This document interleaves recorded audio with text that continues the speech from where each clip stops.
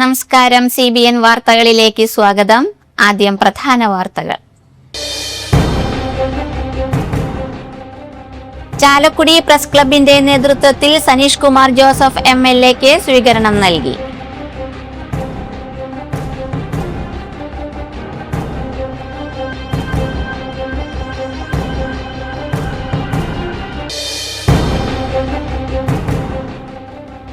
ആത്മീയതയുടെ ആഴങ്ങളിൽ ജീവിച്ചുകൊണ്ട് സാമൂഹിക പ്രതിബദ്ധതയോടെ പ്രവർത്തനങ്ങൾക്ക് നേതൃത്വം നൽകാൻ ഇരിഞ്ഞാലക്കുട രൂപത ബിഷപ്പ് മാർ പോളി കണ്ണൂക്കാടൻ ആഹ്വാനം ചെയ്തു.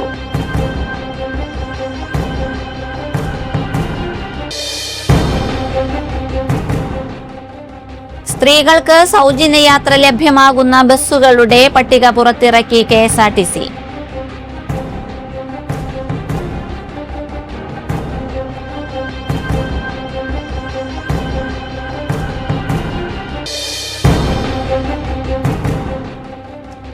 വിമോചന സമരത്തിന്റെ ചരിത്രത്തിലെ ഏറ്റവും വേദനാജനകമായ അധ്യായങ്ങളിലൊന്നായ അങ്കമാലി വെടിവയ്പ്പിന്റെ 67ാം വാർഷിക അനുസ്മരണം അങ്കമാലി സെന്റ് ജോർജ് ബസിലിക്കയിൽ ഭക്തിനിർഭരമായ ചടങ്ങുകളോടെ ആചരിച്ചു.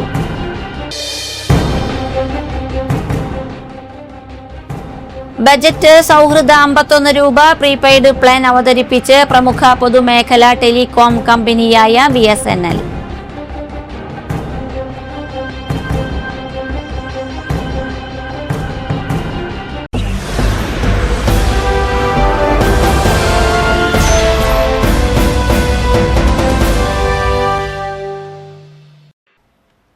വാർത്തകൾ വിശദമായി.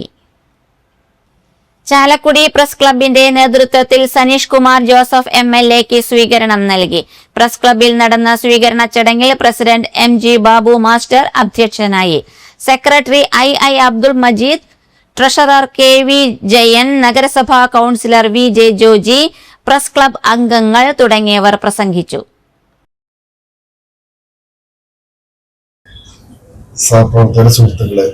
ആദ്യമായിട്ട് പ്രസ് ക്ലബ് നൽകിയ ഈ സ്വീകരണത്തിന് അങ്ങനെ നന്ദി പ്രകാശിപ്പിക്കുകയാണ്. അങ്ങനെ ജനപ്രതിയായി കഴിഞ്ഞ 5 വർഷക്കാലവും വലിയ പിന്തുണയും സഹകരണമാണ് പ്രസ് ക്ലബിന്റെ ഭാഗത്തുണ്ടായിട്ടുള്ളത്.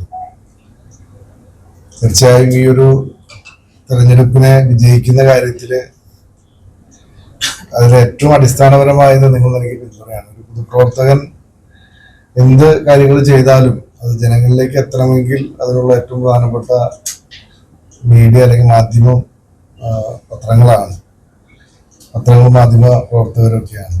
തീർച്ചയായിട്ടും നിങ്ങൾ നൽകിയ വലിയ പിന്തുണ, തന്റെ വിജയത്തിൽ വലിയൊരു പങ്ക് മാധ്യമ പ്രവർത്തകർക്കുണ്ട് എന്നുള്ള തിരിച്ചറിവോടുകൂടിയിട്ടാണ് മുന്നോട്ട് പോകുന്നത്. കഴിഞ്ഞ കാലങ്ങളിലൊക്കെ പരിമിതികൾക്കുള്ളിൽ നിന്നുകൊണ്ട് ചാലക്കുടിയുടെ പൊതു രംഗത്ത് പ്രവർത്തിക്കാനായിട്ട് ശ്രമിച്ചിട്ടുണ്ട്. ഒരു പരിധിവരെ ആ കാര്യങ്ങളിലൊക്കെ ചെയ്യാൻ കഴിഞ്ഞിട്ടുണ്ട് എന്ന് തന്നെയാണ് വിശ്വസിക്കുന്നത്. നേരത്തെ സൂചിപ്പിച്ച കാര്യങ്ങളൊക്കെ ഇനിയും നമുക്ക് ഒരുപാട് മുന്നോട്ട് പോകേണ്ടതായിട്ടുണ്ട്. നിരവധി കാര്യങ്ങൾ മുന്നോട്ട് ചെയ്യേണ്ടതായിട്ടുണ്ട്. എല്ലാ കാലഘട്ടങ്ങളിലും മാധ്യമപ്രവർത്തകർ നമുക്കറിയാം ഒരു നാടിന്റെ ജനാധിപത്യ സംവിധാനത്തിന്റെ ഏറ്റവും പ്രധാനപ്പെട്ട ഘടകങ്ങളാണ്. അത് പ്രോത്സാഹിപ്പിക്കാനും വിമർശിക്കാനും ഒക്കെ മാധ്യമങ്ങളാണ് നമ്മളെ പലപ്പോഴും പല കാര്യങ്ങളും നമ്മളെ ചൂണ്ടിക്കാണിക്കുക. അപ്പോൾ ആ എല്ലാ പിന്തുണയ്ക്കും നന്ദി പ്രകാശിപ്പിക്കുകയാണ്. തുടർന്ന് നിങ്ങളുടെ സഹകരണം പ്രതീക്ഷിക്കുന്നു. ഒരു ജനപ്രതിനിധി തെരഞ്ഞെടുപ്പ് കാലഘട്ടത്തിൽ എല്ലാവർക്കും അറിയാം നമ്മുടെ നാട്ടിലെ കക്ഷി രാഷ്ട്രീയമൊക്കെ ഉണ്ട്. തീർച്ചയായിട്ടും തെരഞ്ഞെടുക്കപ്പെട്ട് കഴിഞ്ഞാൽ എല്ലാവരെയും ഒരേപോലെ ഉൾക്കൊണ്ടുകൊണ്ട് മുന്നോട്ട് പോകാനാണ് കഴിഞ്ഞ കാലങ്ങളിൽ ശ്രമിച്ചിട്ടുള്ളത്. ഇനിയും അത്തരത്തിൽ തന്നെയാണ് മുന്നോട്ട് പോകാനായിട്ട് ഉള്ള ശ്രമങ്ങൾ ഉണ്ടാവുക. ദീർഘകാലമായിട്ടുള്ള നമ്മുടെ ഒരു ആവശ്യമാണ് നേരത്തെ സൂചിപ്പിച്ച റവന്യൂ ടവർ. ഈ വർഷം 18-ാം തീയതി 19 നമ്മുടെ ബഡ്ജറ്റ് വരികയാണ്. ആ ബഡ്ജറ്റിൽ റവന്യൂ ടവറിന് ആവശ്യമായ പണം അനുവദിക്കും എന്ന് തന്നെയാണ് പ്രതീക്ഷിക്കുന്നത്. മറ്റു കാര്യങ്ങൾ നേരത്തെ സൂചിപ്പിച്ച വെള്ളക്കെട്ട് ഉൾപ്പെടെയുള്ള ഗതാഗത ബന്ധപ്പെട്ട കാര്യങ്ങൾ, വെള്ളക്കെട്ടിന് നമ്മുടെ NHA അതിന് ചെയ്തു തരും എന്നുള്ളൊരു ഉറപ്പാണ് നമുക്ക് നൽകിയിട്ടുള്ളത്. ആ ഒരു ഉറപ്പിലാണ് പോകുന്നത്. അല്ലെങ്കിൽ ആസ്തി വികസന ഫണ്ടൊക്കെ ഉപയോഗിച്ച് നമുക്ക് അത്തരം കാര്യങ്ങളിൽ ശാശ്വതമായ പരിഹാരം ഉണ്ടാക്കാനായിട്ടുള്ള ശ്രമങ്ങൾ ഉണ്ടാകും. നമ്മൾ നൽകിയ വലിയ പിന്തുണയ്ക്ക് ഒരിക്കൽ കൂടി നന്ദി പ്രകാശിപ്പിച്ചുകൊണ്ട് തുടർന്നും സാധനം പ്രതീക്ഷിച്ചുകൊണ്ട് ഒരു ടൈം കഴിഞ്ഞ് രണ്ടാമത്തെ ടൈമിലേക്ക് പ്രവർത്തനമായിട്ട് ബഹുമാനായിട്ടുള്ള MLA എത്തിയിരിക്കുകയാണ്. കഴിഞ്ഞ 5 വർഷക്കാലത്തെ ആ പ്രവർത്തനം കൊണ്ടാണ് വീണ്ടും ചാലക്കുടിക്കാര് വലിയ ഭൂരിപക്ഷം നൽകിയ അദ്ദേഹത്തെ വീണ്ടും MLA ആയിട്ട് തെരഞ്ഞെടുത്തിരിക്കുന്നത്. പിന്നീട് ഈ ആൾക്ക് ഉത്തരവാദിത്തം കൂടി. കഴിഞ്ഞ പ്രാവശ്യം ചെറിയ ഭൂരിപക്ഷത്തിൽ ജയിച്ചെങ്കിൽ ഇപ്രാവശ്യം വലിയ ഭൂരിപക്ഷത്തിൽ ജയിച്ചിട്ടുള്ളത്. അപ്പൊ ജനങ്ങളെ ചാലക്കുടിക്കാരെ സംബന്ധിച്ച് കൂടുതൽ പ്രതീക്ഷകളും അദ്ദേഹത്തിലുണ്ട്. നമുക്കപ്പോ വളരെ പരിഹരിക്കേണ്ടതായിട്ടുള്ള ഒത്തിരി കാര്യമുണ്ട്. നമ്മുടെ ചാലക്കുടി സൗത്ത് ജംഗ്ഷൻ ബന്ധപ്പെട്ട് പറയുകയാണെങ്കിൽ ഒരു മഴ പെയ്ത ബസ് സ്റ്റാൻഡ് മുഴുവൻ മുങ്ങിയാണ്. ഇപ്പൊ ഈ ജോൺസണിനും ഈ എല്ലാവർക്കും ഫസ്റ്റ് മഴയിൽ തന്നെ ഈ സൗത്ത് ജംഗ്ഷൻ ഫുള്ള് മുങ്ങുന്ന ഒരു സാഹചര്യം ഉണ്ട്. നമുക്കത് ഇന്നു മുതൽ അതിന്റെ വർക്ക് തുടങ്ങിയാലാണ് NHI കൊണ്ടെങ്കിലും നമുക്ക് പുതിയ കാന ഉണ്ടാക്കി അതൊന്ന് ഇവിടുത്തെ ഈ സൗത്തിലെ മെയിൻ വിഷയം പരിഹരിക്കാൻ പറ്റുള്ളൂ. ഏറ്റവും രൂക്ഷമായിട്ടുള്ള പ്രശ്നമാണ് ഇവിടുത്തെ കടകളിലേക്ക് വെള്ളം കയറുന്ന സ്ഥിതിയിലായി. കഴിഞ്ഞ വർഷം വലിയ ശക്തമായിട്ടുള്ള പ്രതിഷേധമൊക്കെ ഉയർന്നു വന്നിട്ടുണ്ടായ സംഭവമാണ്. അതായത് ഇവിടുന്ന് ഒഴുകി പോണ കാന ചെറിയൊരു കാന് അന്ന് വലിയ ഭാഗത്തു നിന്നുള്ള വെള്ളത്തിലേക്ക് വരുമ്പോൾ ആ നിലവിലുള്ള കാനയ്ക്ക് വെള്ളം ഉൾക്കൊള്ളാൻ പറ്റില്ല. അപ്പൊ അങ്ങനെ ഒരു വെള്ളത്തിന്റെ വിഷയമുണ്ട്. അതോടൊപ്പം തന്നെ നമ്മുടെ താലൂക്ക് ഇപ്പൊ നമ്മൾ വെറുതെ കടലാസിൽ മാത്രം ഒതുങ്ങിയിരിക്കുകയാണ്. സനീഷ് കുമാർ ജോസഫിന് നമ്മൾ സ്വീകരണം ഒരുക്കുന്ന ചടങ്ങാണ് ഇവിടെ നടന്നുകൊണ്ടിരിക്കുന്നത്. നമുക്കെല്ലാവർക്കും അറിയാം,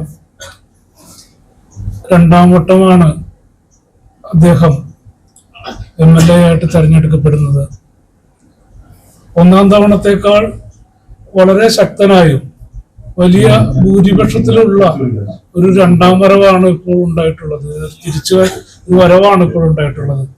എന്തായാലും അദ്ദേഹത്തിന്റെ ഒരു പ്രധാനപ്പെട്ട കാരണം അദ്ദേഹത്തിന്റെ നയങ്ങളും അദ്ദേഹത്തിന്റെ ജനങ്ങളോടുള്ള ആ സൗമ്യവും ശാന്തവും കാര്യങ്ങൾ മനസ്സിലാക്കിക്കൊണ്ടുള്ള പെരുമാറ്റമാണെന്നുള്ളതാണ്.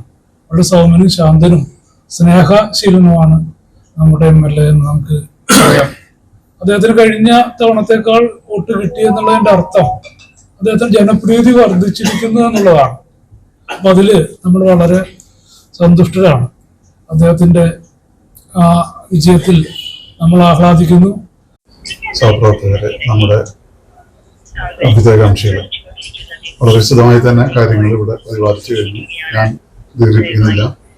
എല്ലാവരും സവിശേഷമായി പറഞ്ഞത് അദ്ദേഹത്തിന്റെ പ്രത്യേക രീതിയിലുള്ള ആ സൗമ്യമായ പെരുമാറ്റവും അതോടൊപ്പം നമ്മളോട് കാണിക്കുന്ന സ്നേഹവും ഒക്കെയാണ്. പ്രത്യേകിച്ച് പത്രപ്രവർത്തകരോട് വലിപ്പ ചെറുപ്പമില്ലാതെ എല്ലാ പത്രക്കാരെയും ഒരുപോലെ പരിഗണിക്കുന്ന ഒരു കാഴ്ചപ്പാടുണ്ട്.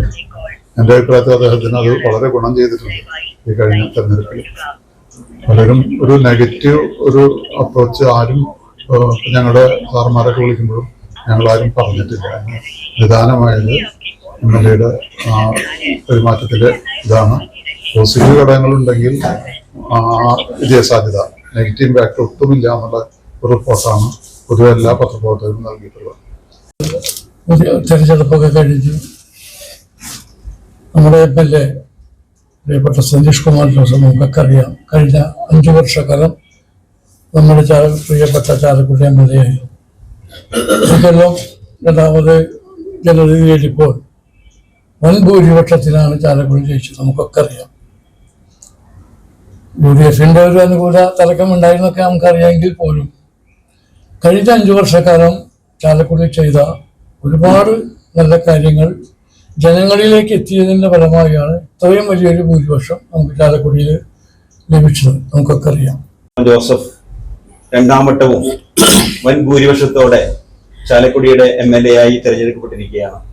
നമുക്കറിയാം, അദ്ദേഹം കഴിഞ്ഞ 5 വർഷക്കാലം ചാലക്കുടി ചെയ്ത വികസന പ്രവർത്തനങ്ങൾ തന്നെയാണ്. അതുപോലെ തന്നെ ജനകീയ പ്രശ്നങ്ങളിൽ എപ്പോഴും ഏതു സമയത്തും ഓടിച്ചെന്നാൽ അദ്ദേഹം നമ്മളെ കൈവിടില്ല. അതായിരുന്നു അദ്ദേഹത്തിന്റെ നേട്ടം. അതുപോലെ തന്നെ പാവപ്പെട്ടവരോടും മറ്റ് അടിസ്ഥാന വർഗങ്ങളോടും എല്ലാം തന്നെ വളരെ സഹാനുഭൂതിയോടുകൂടി അദ്ദേഹം പെരുമാറുകയും അവർക്ക് വേണ്ടി പ്രവർത്തിക്കുകയും ചെയ്തതിന്റെ ഒരു വലിയൊരു വിജയമാണ് അദ്ദേഹത്തിന് ലഭിച്ചത്.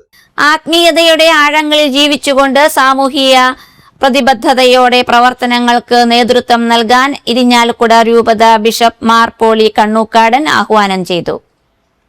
CLC ദേശീയ സംസ്ഥാന ഭാരവാഹികളുടെ സർവീയം 2026 നേതൃസംഗമം ചാലക്കുടി ഫൊറോന പള്ളി ഓഡിറ്റോറിയത്തിൽ ഉദ്ഘാടനം ചെയ്ത് സംസാരിക്കുകയായിരുന്നു ബിഷപ്പ്.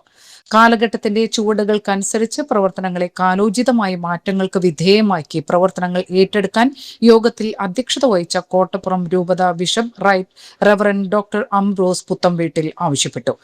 ഡേവിസ് കൊച്ചുവീട്ടിൽ പതാക ഉയർത്തി. ചാലക്കുടി ഫൊറോന വികാരി ഫാദർ വർഗീസ് പാത്താടൻ, ജോസി കോണത്ത് എന്നിവർ പ്രസംഗിച്ചു. വിവിധ സെഷനുകളിൽ father Jose Edassery, OD Varkey, professor Joseph C Mattam, advocate Joseph Arangassery, Anil PL, OS Tomy എന്നിവർ പ്രബന്ധങ്ങൾ അവതരിപ്പിച്ചു. സർവീയം 2026 CLC നേതൃസമ്മേളനം കോർഡിനേറ്റർ വിൽസൺ കല്ലൻ, ജോസി കോണത്ത്, ജോജോ മനക്കിൽ, സീന ജോസഫ്, ഇഗ്നേഷ്യസ് തോമസ്, ജോൺസൺ വാളൂർ, റീത്ത ദാസ്, ഡാനി CK, സണ്ണി കുണ്ടുകുളം, ലീന ബാബു, ബാബു മേലെടുത്ത് എന്നിവർ സംസാരിച്ചു. ഞാൻ സേവനം ചെയ്യും.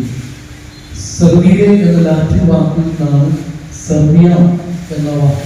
എനിക്ക് തോന്നുന്നത് എഴുതുമ്പോൾ ഒരു ദീർഘം കൂടി ആവാം, എന്നാലേ കറക്റ്റ് സർവിയ എന്ന ഞാൻ തയ്യാറാണ് എന്നുള്ള പറയുന്ന വാക്കാണ്. ശുശ്രൂഷ ചെയ്യുവാനായിട്ട് ഞാൻ തയ്യാറാണ് എന്ന് പറഞ്ഞുകൊണ്ട് CLC മക്കൾ ഇങ്ങനെ മുന്നോട്ട് വരുന്നത് അത് പ്രായഭേദമന്യേ ഒരു കുടുംബ സംഘമായി തീരുമ്പോൾ ഇന്ന് നിങ്ങളെ ക്ഷണിച്ചതിന്, നിങ്ങളുടെ ആയിരിക്കുവാനായിട്ട് നിങ്ങൾ ആഗ്രഹിച്ചതിന് നിങ്ങൾക്ക് ഞാൻ നന്ദി പറയുകയാണ്. ഞാൻ പറഞ്ഞ സംഗീതത്തിന്റെ ദീർഘം അത് നമ്മുടെ ജീവിതത്തിൽ ഭൂതകാലഘട്ടത്തെ നമ്മുടെ നന്ദിയോടെ കാണുക, ഭാവിയെ പ്രത്യാശയോടുകൂടി ദർശിക്കുക, വർത്തമാന കാലഘട്ടത്തെ ആവേശത്തോടുകൂടെ ജീവിക്കുക.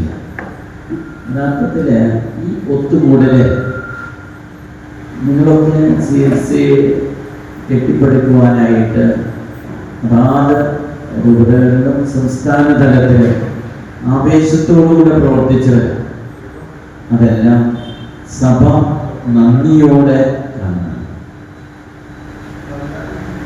ഇപ്പോൾ CLCയുടെ കാര്യങ്ങൾ മാറി, ഭാരവാഹികളൊക്കെ മാറി, പ്രവർത്തന ശൈലികളിലൊക്കെ സ്ത്രീകൾക്ക് സൗജന്യ യാത്ര ലഭ്യമാകുന്ന ബസ്സുകളുടെ പട്ടിക പുറത്തിറക്കി KSRTC. 7 വിഭാഗം ബസ്സുകളിലാണ് സൗജന്യ യാത്ര ലഭിക്കുക. City ordinary, limited stop ordinary, ഗ്രാമവണ്ടി, fare stage limited stop ordinary, point to point, town to town എന്നിവയിൽ സൗജന്യം അനുവദിക്കും. സിറ്റി ഫാസ്റ്റ് പാസഞ്ചർ തുടങ്ങിയ സർവീസുകൾ മുതൽ മുകളിലോട്ടുള്ള മറ്റെല്ലാ സൂപ്പർ ക്ലാസ് ബസ് സർവീസുകൾ, ഉത്സവകാല സ്പെഷ്യൽ സർവീസുകൾ, വീക്കെൻഡ് അഡീഷണൽ സർവീസുകൾ, BTC സർവീസുകൾ, ചാർട്ടേഡ് ട്രിപ്പുകൾ എന്നിവയിൽ സൗജന്യ യാത്ര അനുവദനീയമല്ല.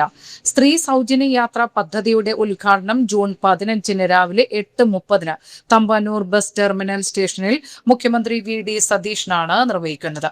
ആദ്യ സർവീസ് നടത്തുന്ന ബസിന്റെ ഡ്രൈവറും കണ്ടക്ടറും വനിതകളായിരിക്കുമെന്നും ഗതാഗത മന്ത്രി CP ജോൺ പറഞ്ഞു. 8:30 ശേഷമായിരിക്കും സ്ത്രീകൾക്ക് സൗജന്യമായി യാത്ര ചെയ്യാൻ കഴിയുക.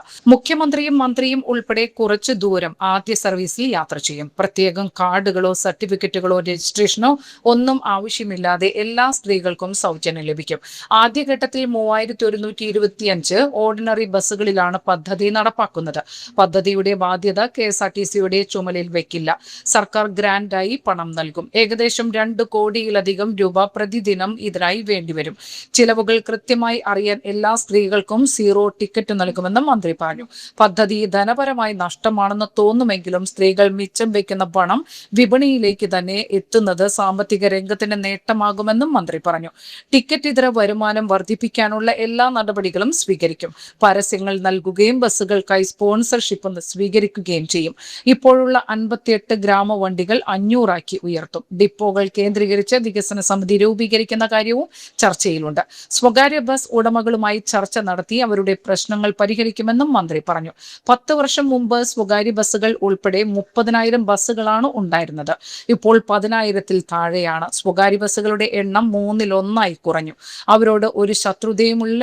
അവരെ നശിപ്പിക്കുക എന്നുള്ള ലക്ഷ്യം KSRTCക്കോ ഗവൺമെന്റിനോ ഇല്ല. ഒപ്പം തിരിച്ചും പാടില്ലെന്നും മന്ത്രി പറഞ്ഞു.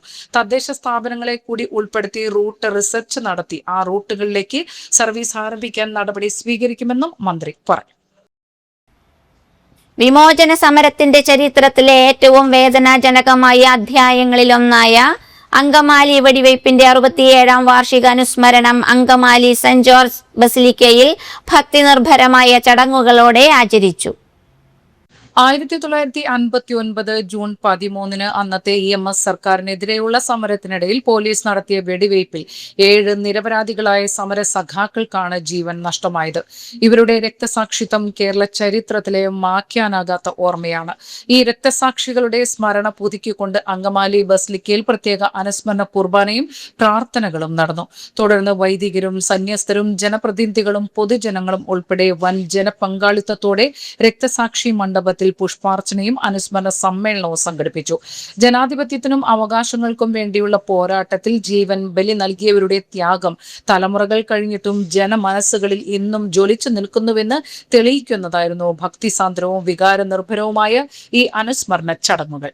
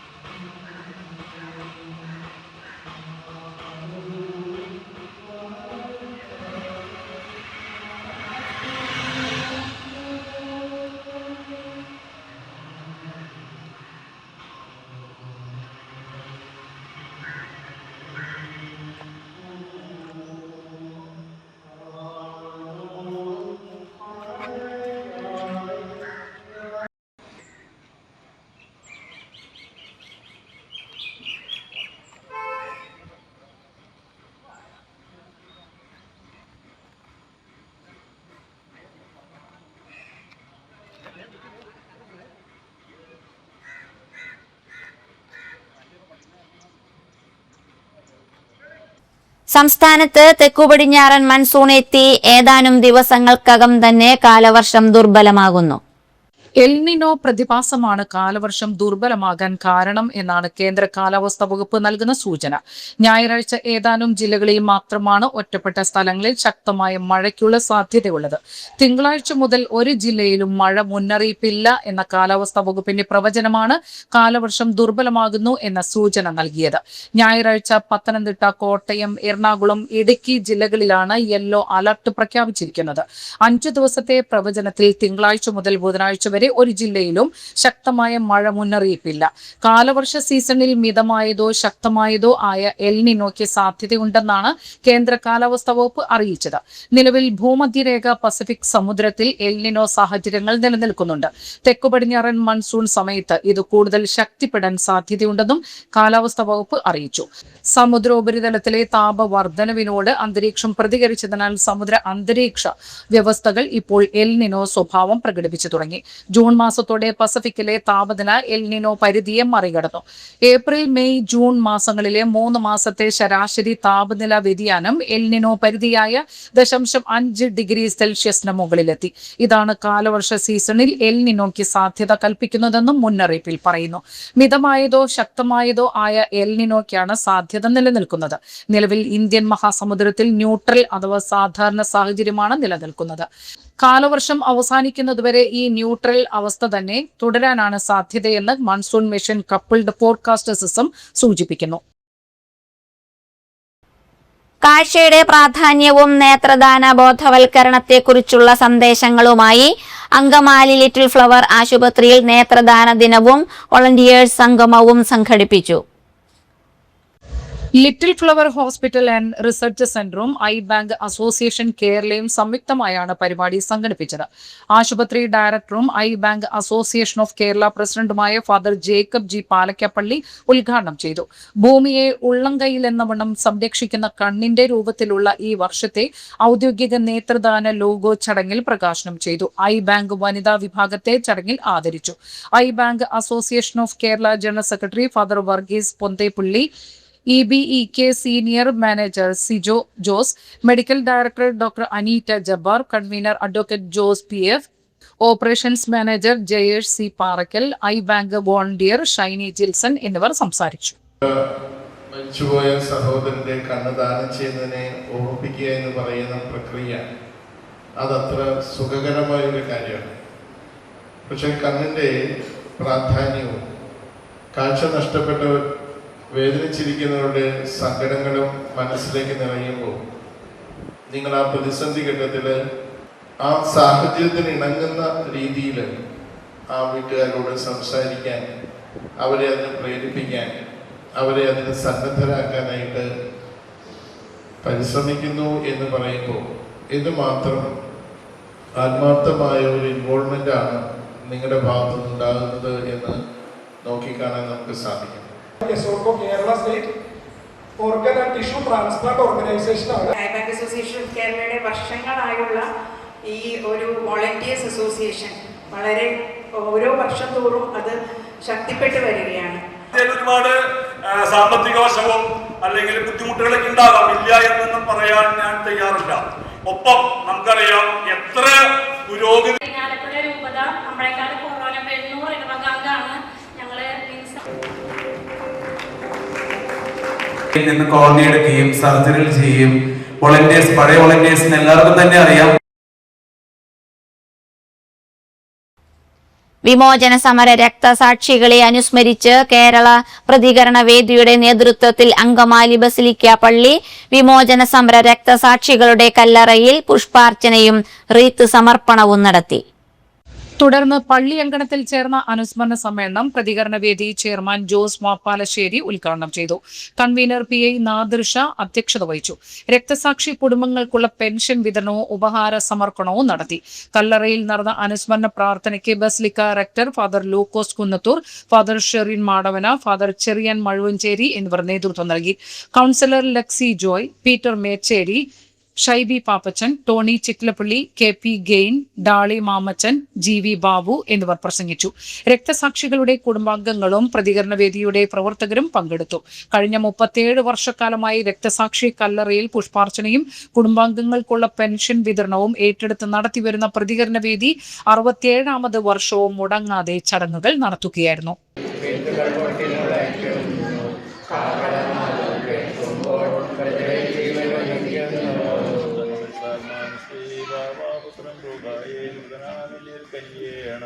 ജീവൻ നൽകി മഹോന്നതമാം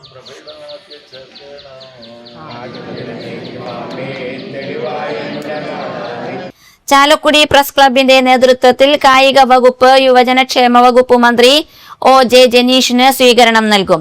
ജൂൺ 15 തിങ്കളാഴ്ച ഉച്ചയ്ക്ക് 1:30 പ്രസ് ക്ലബിലാണ് സ്വീകരണം. ബജറ്റ് സൗഹൃദ 51 രൂപ പ്രീപെയ്ഡ് പ്ലാൻ അവതരിപ്പിച്ച് പ്രമുഖ പൊതുമേഖലാ ടെലികോം കമ്പനിയായ BSNL. ദിവസേന ഡാറ്റ, പരിധിയില്ലാത്ത കോളിംഗ്, SMS ആനുകൂല്യങ്ങൾ എന്നിവ വാഗ്ദാനം ചെയ്യുന്നതാണ് ഈ പ്ലാൻ. പുതിയ ഉപഭോക്താക്കൾക്ക് റീചാർജ് ചെയ്യുന്നതിലൂടെ സൗജന്യ SIM കാർഡും ലഭിക്കും. പരിമിത സമയ ഓഫർ ആയതിനാൽ റീചാർജ് പ്ലാൻ വേഗം തന്നെ പ്രയോജനപ്പെടുത്താനാണ് BSNL പറയുന്നത്.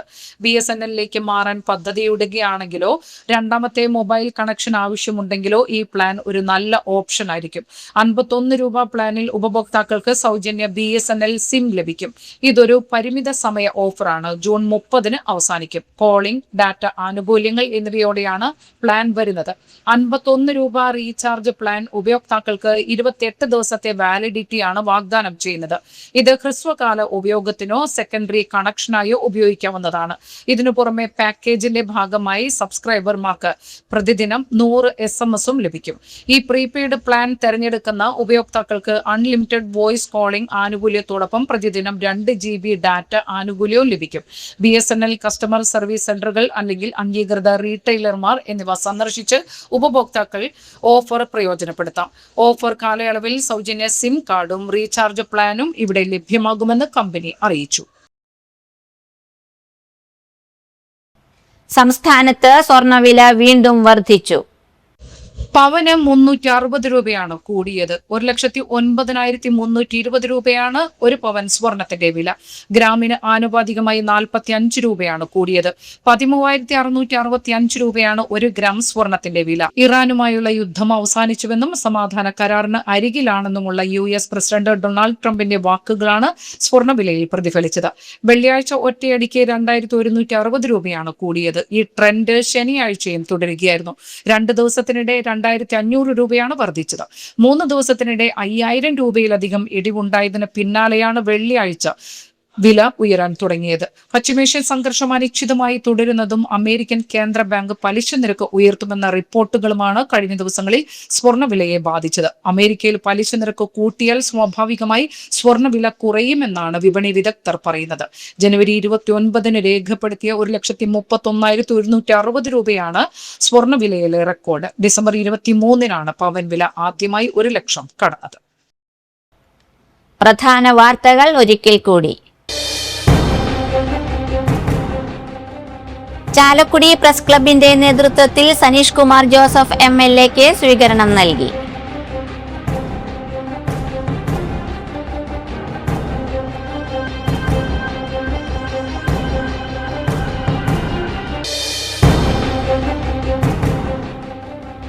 ആത്മീയതയുടെ ആഴങ്ങളിൽ ജീവിച്ചുകൊണ്ട് സാമൂഹിക പ്രതിബദ്ധതയോടെ പ്രവർത്തനങ്ങൾക്ക് നേതൃത്വം നൽകാൻ ഇരിഞ്ഞാലക്കുട രൂപത ബിഷപ്പ് മാർ പോളി കണ്ണൂക്കാടൻ ആഹ്വാനം ചെയ്തു.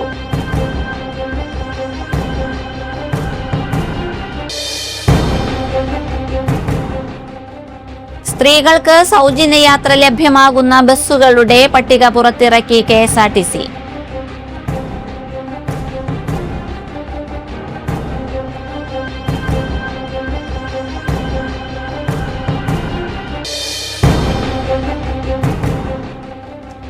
വിമോചന സമരത്തിന്റെ ചരിത്രത്തിലെ ഏറ്റവും വേദനാജനകമായ അധ്യായങ്ങളിലൊന്നായ അങ്കമാലി വെടിവയ്പ്പിന്റെ 67ാം വാർഷിക അനുസ്മരണം അങ്കമാലി സെന്റ് ജോർജ് ബസിലിക്കയിൽ ഭക്തിനിർഭരമായ ചടങ്ങുകളോടെ ആചരിച്ചു.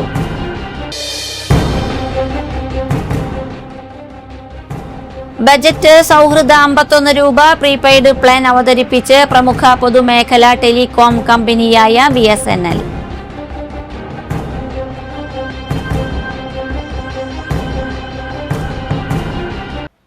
ഇതോടെ ഈ വാർത്താ ബുള്ളറ്റിൻ സമാപിച്ചു. നമസ്കാരം.